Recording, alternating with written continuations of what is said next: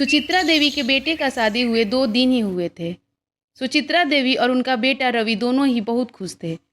बहू देखने में बहुत ही सुंदर थी, लेकिन दुल्हन के बारे में और भी बहुत सारी बातें थी जो माँ बेटे को नहीं पता थी।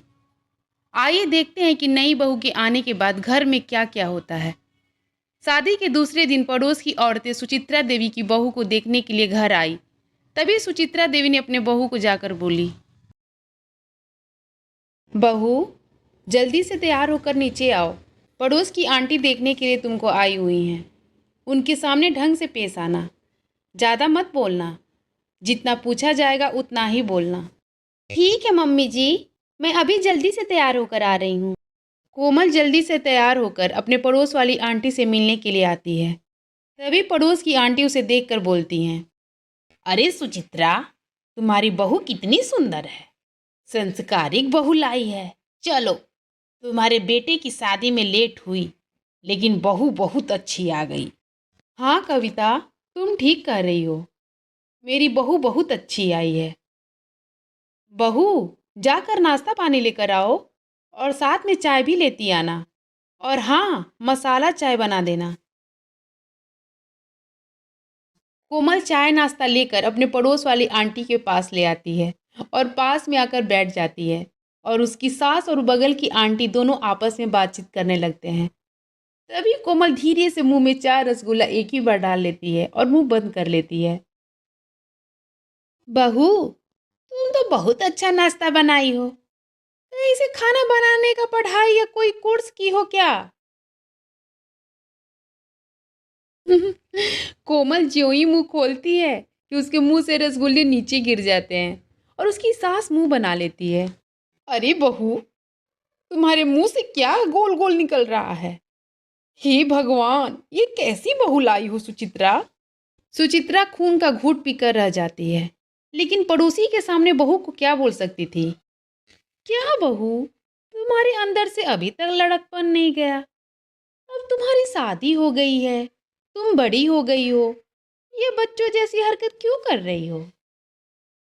क्या करूं कविता, घर पर भी इसको अपनी बेटी जैसी ही रखा है, इसलिए लड़कपन में अभी भी बचपना कर देती है। यह सब तो ठीक है सुचित्रा बहन, लेकिन इतना भी लाड प्यार और बचपना ठीक नहीं है। अब थोड़ी चाय पी लेती हूँ, तब तुमसे बात करती हूँ। पड़ोसी चाय पीकर अजीब तरह से मुंह बनाने लगती है और चाय टेबल पर रख देती है। चाय अच्छी नहीं है क्या? क्या हुआ?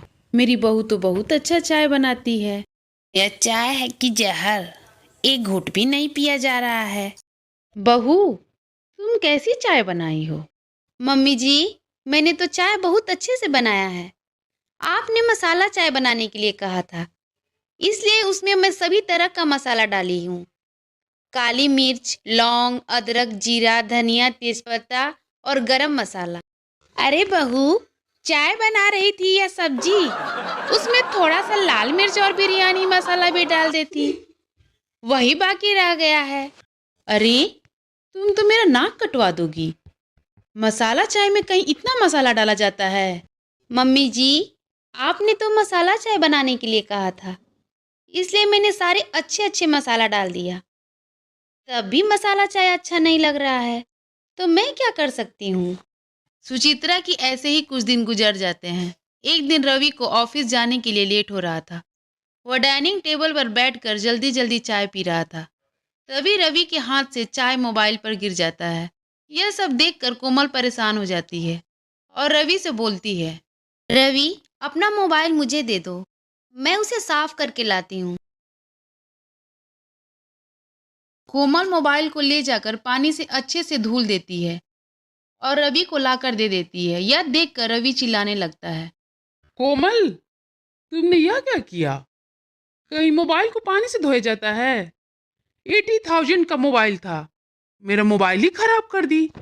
रवि, चाय मोबाइल के चारों ओर लग गया था, इसलिए मैंने उसे साफ करने के लिए पानी से धुल दिया। अब देखो, एकदम साफ हो गया है। हे भगवान, यह कहाँ से पागल बहू मेरे पल्ले पड़ गई। अब मैं क्या करूं? मुझे तो कुछ समझ में नहीं आ रहा है। रवि चिल्लाते हुए मोबाइल लेकर ऑफिस चला जाता है। इधर सुचित्रा देवी अपनी बहू को समझाने लगती है, लेकिन बहू तो अपनी समझ की पक्की है। उस पर अपनी सास की बातों का कोई असर नहीं होता है और वो अपने कमरे में चली जाती है। शाम के समय सुचित्रा देवी बैठकर चाय पी रही है। तभी कोमल वहां आती है और कहती है, मम्मी जी, शाम के 7 बज गए हैं, अभी तक रवि नहीं आए। इतना लेट किसी दिन नहीं होता है, पता नहीं आज क्यों लेट हो रहा है। फोन करने पर उनका फोन भी नहीं लग रहा है। फोन कैसे लगेगा? फोन तो तुम पानी में रगड़ रगड़ कर धुल दी थी। आप फिर वही बात कर रही हैं। मम्मी जी, मुझसे गलती हो गई, मैं अब ऐसा कभी नहीं करूंगी। तभी रवि आ जाता है। उसे देखकर कोमल खुश हो जाती है और पूछती है, रवि, आज आने में आप बहुत लेट कर दिए।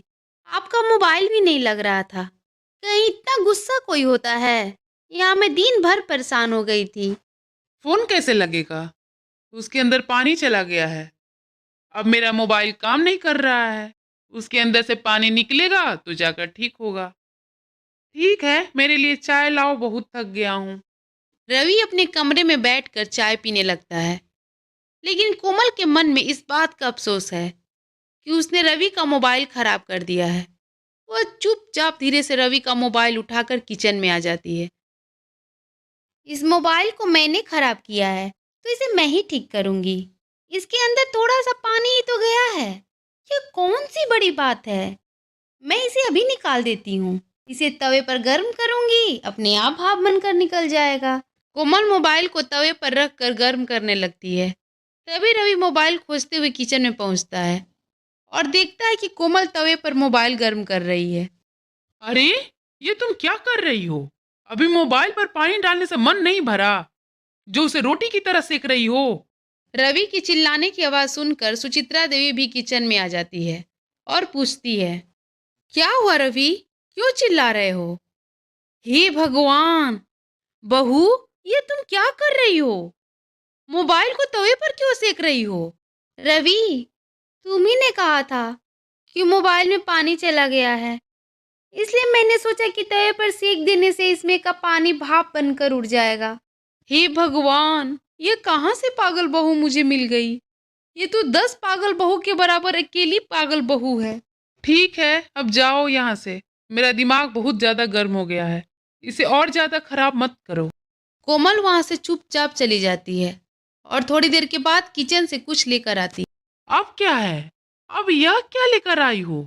अभी और भी कुछ बाकी रह गया है क्या? देखिए, आप गुस्सा मत होइए। आपके दिमाग को ठंडा करने के लिए मैं बर्फ लेकर आई हूँ। दीजिए, मैं आपके सर पर लगा देती हूँ, आपका दिमाग ठंडा हो जाएगा। हे भगवान, लगता है कि सचमुच में मेरी बीवी पागल हो गई है। अब मैं क्या करूं? रवि का गुस्सा देखकर कोमल वहां से चुपचाप चली जाती है। उसे लगता है कि उसने कुछ गलत किया और उदास हो जाती है। रात में सोने के समय कोमल उदास होकर अपने कमरे में बैठी है और रवि से पूछती है, रवि, क्या आप मुझसे गुस्सा हो गए हैं? मैंने जानबूझकर ऐसा कुछ नहीं किया। मैंने सोचा कि जब मैं आपका फ़ोन खराब किया है, तो मैं ही उसे ठीक कर देती हूँ। नहीं नहीं, ऐसी कोई बात नहीं है।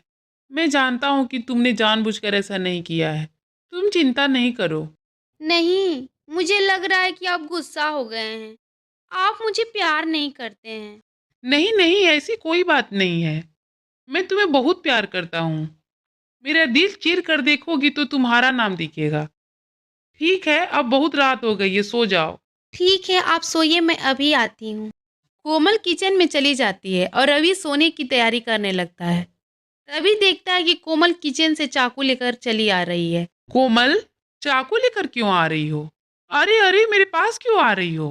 आप ही ने तो कहा था कि मेरा दिल चीर कर देखो, इसमें तुम्हारा नाम मिलेगा। वही मैं देखना चाहती हूँ। मेरे पास आइए। अरे अरे, वहीं रुको। रुक जाओ रुक जाओ, लग जाएगा। मैंने तो ऐसे ही कहा था कि मेरे दिल में तुम्हारा नाम है। इसे चीर कर थोड़े ही देखा जाता है। घर में दोबारा शोरगुल सुनकर सुचित्रा देवी दौड़ती हुई रवि और कोमल के पास पहुंचती है। कमरे की स्थिति देखकर सुचित्रा देवी परेशान हो जाती है। रवि और उसकी माँ सर पकड़कर बैठ जाते हैं और सुचित्रा देवी कहती है, हे भगवान, इस शादी में हम लोग बुरे फंसे। अब तो डॉक्टर ही इसका इलाज कर सकता है। यह हम लोग के बस का नहीं है। अगर आपको यह कहानी पसंद आई हो तो कृपया लाइक, शेयर और सब्सक्राइब जरूर करें।